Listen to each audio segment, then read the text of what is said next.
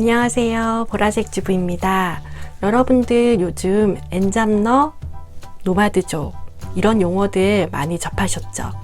한 가지 직업이 아니라 여러 개의 직업이나 업무로 경제적인 활동을 하는 사람들을 말하는데요. 특히 주부님들 귀가 솔깃하실 것 같아요. 한 달에 50만 원만 더 있으면 정말 좋겠다라는 생각들 많이 하시죠? 그 50만 원의 경제적인 아쉬움. 누군가가 50만 원을 주거나 아니면 내가 어딘가에서 50만 원을 벌거나 한다면 정말 경제적으로 여유가 생길 것 같다라는 그런 생각들 많이 하실 것 같아요. 그렇다고 그 50만 원을 위해 지금 취업을 하기에는 생활이 너무 전쟁터가 될 것 같은 거예요. 부부가 같이 한다고 하더라도 가사일이나 육아 그리고 아이들 교육적인 부분은 그 부담감이 한쪽으로 치우치게 되더라고요. 그런데 짬짬이 할 일이 있으면 덥석 잡고 소소하게 경제활동을 하고 있던 제가 바로 그 엔잡러가 되어 있더라고요. 저는 결혼 전엔 IT 전문직이었어요. 많은 주부님들이 그렇듯이 결혼하고 아이들 키우면서 경력 단절 여성이 되었고요. 아이 둘 키우면서 직장생활 대신 소소하게 프리랜서로 집에서 일을 하다가 얼마 전에는 일주일에 2번 정도 몸을 움직이면서 하는 판매직 일을 도와주게 되었어요. 그 일을 1년째 하고 있고요. 그리고 가끔 영화 보조 출연 아르바이트를 합니다.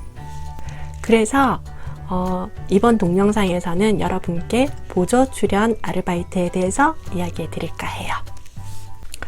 유튜브에서 검색해보면 드라마 보조 출연을 많이 다니시던데 저는 영화 쪽에서 보조 출연을 해봤어요.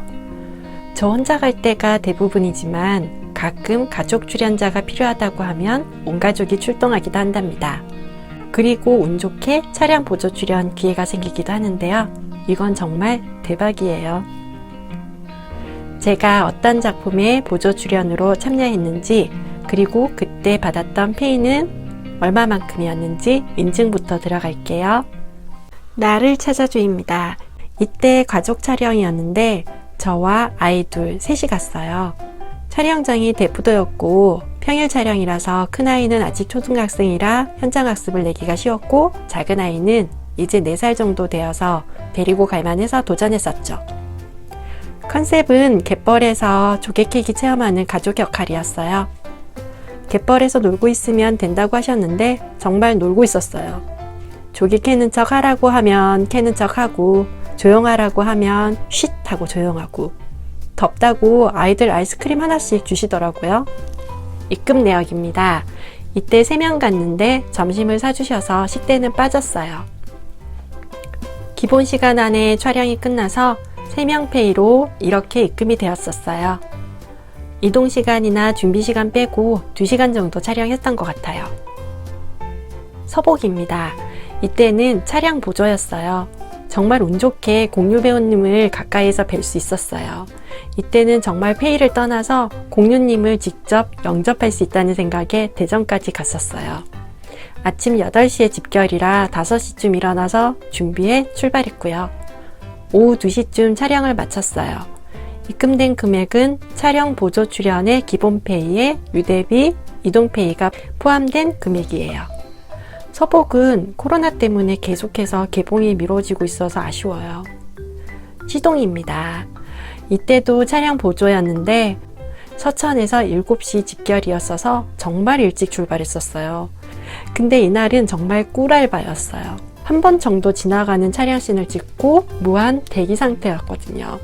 촬영이 오후 6시까지 이어졌었는데 가져간 책도 다 읽고 차 안에서 커피 마시며 쉬기만 했는데 페이가 어마어마하더라고요. 촬영 시간만 11시간이었고 유대에 이동시간 페이까지 들어가니 아주 기분 좋았어요. 정말 이렇게 많이 받아도 되나 싶기도 했답니다. 킹메이커. 이건 딸이 갔어요. 중학생 정도의 여학생이 필요하다고 했는데 시장에서 버스 타고 지방 세트장으로 이동한다고 실장님이 직접 데리러 왔었어요.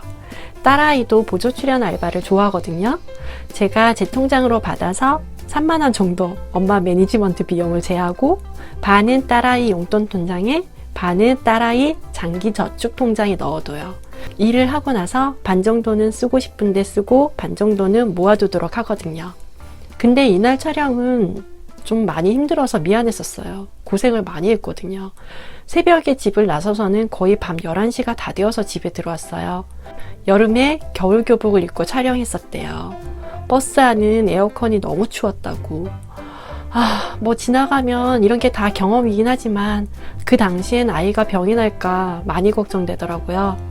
그래도 이동 거리도 있고 촬영 시간이 길었어서 페이가 작진 않죠? 82년생 김지영. 김지영의 초등학교 때 회상신이었던 것 같은데 딸아이와 조카가 다녀왔거든요. 저는 사정이 있어서 못 따라가고 동생네 부부가 보호자로 따라갔었는데 아주 난리 그런 난리통도 없대요. 아이들 출연자가 대부분이었다 보니까 시장통이었대요. 밥차가 와서 밥도 먹고 촬영도 열심히 하고 하지만 통편집이 되었다는. 아쉽긴 하지만 보조 출연하면서 작품에 내 얼굴이 나오기가 정말 하늘의 별 따기만큼 어렵다는 이야기일 수도 있어요.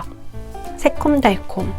이때도 가족 촬영이었는데 남편의 조기 퇴근이 불가능해서 아이들 2명과 저 그리고 여동생네 가족과 함께 한 차로 이동했어요.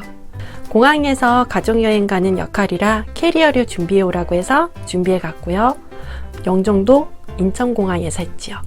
밤 촬영이라 8시쯤부터 시작했는데 저희는 10시쯤 끝났어요.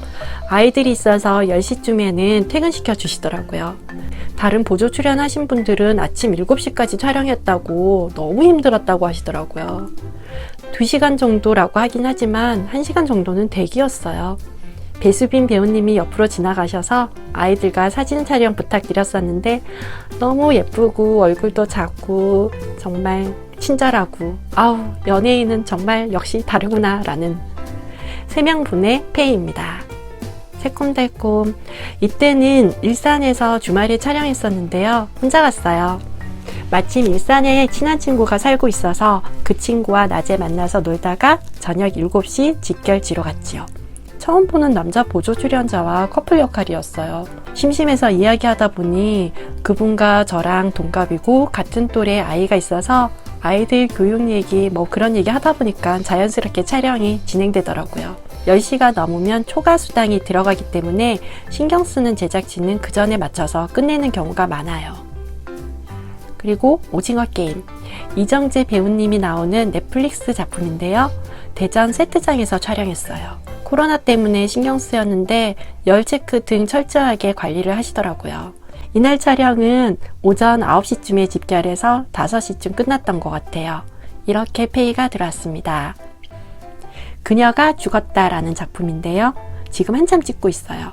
신혜선, 변요한 배우님이 주연인 영화인데 저녁 거하게 먹고 배불러서 졸고 있는데 급하게 실장님의 콜이 왔어요. 인원 충원을 잘못해서 5명이 부족하대요. 빨리 튀어나올 수 있냐고. 평소에도 좋은 기회 많이 주시는 분이니 이럴 때 도와야죠. 암튼 밤 10시에서 11시까지 1시간 촬영하고 남편과 저 통장에 각각 이렇게 입금되었습니다. 저는 몇 번 안 나가긴 했지만 어쩌다 가보면 가는 곳마다 계시는 분들이 있어요. 이 일의 가장 큰 장점은 공지로 올라온 촬영 정보를 보고 선택해서 신청을 하면 되니 자유롭죠. 페이가 나쁘지 않다라는 것이고요. 단점은 촬영 시간을 가늠할 수 없으니 일단 나가게 되면 그곳 사정에 맞춰야 한다는 거예요. 당연한 이야기지만 촬영 중일 때는 개인 활동을 할 수가 없어요. 급한 연락을 받아야 된다거나 아이들을 케어해야 된다거나 이러면 아무래도 무리가 있겠죠? 그리고 대기 시간이 길다라는 것, 계절에 맞지 않은 의상을 착용할 수도 있다라는 것 등이 있습니다. 누가 나를 알아보면 어쩌지? 라는 거. 절대 그런 일이 없어요.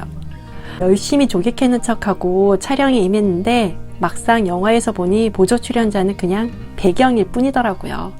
아웃포커싱 되다 보니까 거의 형체가 안 나와요. 어렴풋이 옷 색깔을 보고 저기 저 색깔 우린 것 같지? 할 정도였어요.